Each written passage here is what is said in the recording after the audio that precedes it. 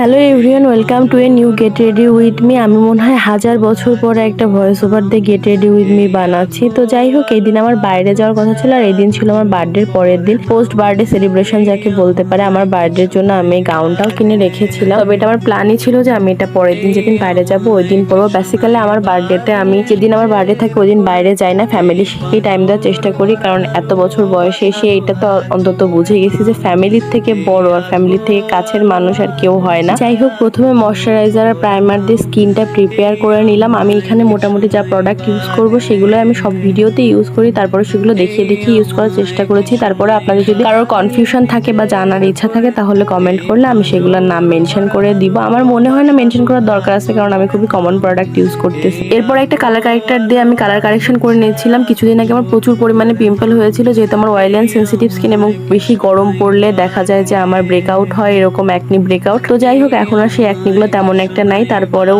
তো দাগ তো থেকেই যায়, দাগ যেতে বেশ কিছুদিন টাইম লাগে, ওই জন্য কালার কারেকশনটা করা আর কি। আর এই দিন আমি ফাউন্ডেশন ইউজ করেছিলাম, যদিও অনেক গরম পড়েছে এবং আমি চিন্তা করেছিলাম যে কোনো ফাউন্ডেশন ইউজ করবো না, তারপরে মনে হলো কি আছে, জীবনের বার্থডের জন্যই তো সাজতেছি, তো একটু ভালোভাবেই সাজি প্রপারলি আর কি। এরপরে আমি কনসিলার ইউজ করেছিলাম। কনসিলার নর্মালি আমি আমার শেড থেকে এক শেড লাইটার ইউজ করি, কারণ আমার চোখের নিচে একটু ডার্ক সার্কেল আছে রাত জেগে পড়াশোনা করার জন্য। কি আর করবো, মেডিকেল স্টুডেন্টের এই জিনিসটাই কমন হয়ে থাকে। কনসিলারটা ছিল মেকআপ রেভলিউশনের, শেড নাম্বারটা আমার এই মুহূর্তে মনে নেই, কেন জানি না, এটা ক্লিপ নেওয়ার সময় ভিডিওতে ছিল না, তাই মুখেই বলে দিলাম, কিভাবে যেন এই ক্লিপটা মিস হয়ে গিয়েছিল। তারপরে সবকিছু একটা কম্প্যাক্ট পাউডার দিয়ে সেট করে নিচ্ছি। আমি জেকেটের কম্প্যাক্ট ইউজ করেছিলাম। তারপরে যে আই মেকআপের পালা, যেহেতু আমি দিনের বেলা বাইরে যাচ্ছিলাম, আমি খুব একটা হাবি আই মেকআপ করতে যাচ্ছিলাম না, আর নর্মালি আমি হেভি আই মেকআপ পছন্দ করি না, তাই একদম হালকার মধ্যে একটা মফ পিঙ্ক কালারের আই শ্যাডো দিয়ে শ্যাডোটা কমপ্লিট করে নিয়েছিলাম। আর দেন ফাইনালি আমি এই যে একটা পেন আইলাইনার দিয়ে আমার আইলাইনারটা করে নিচ্ছি। অ্যাকচুয়ালি আমি খুব লেট হয়ে যাচ্ছিলাম, এই জন্য পেন আইলাইনারই বসা। আমি যখন অনেক লেট হয়ে যায় কোথাও যেতে, তখন তাড়াতাড়ি করে পেন আইলাইনার ইউজ করে। অন্যান্য আইলাইনার থেকে আমার মনে হয় পেন আইলাইনারটা খুব ইজিলি দেওয়া যায় আর কি। আইলাইনার দেওয়ার পরে আমি ইউজ করেছিলাম মাস্কারা দেওয়ার সময় যে আমি যে অদ্ভুত মুখভঙ্গি করতেছি, এর থেকেও অদ্ভুত করি, বাট ভিডিও করতেছিলাম দেখে এখানে নিজেকে একটু সংযত করে ফেলছিলাম আর কি। এবং তারপরে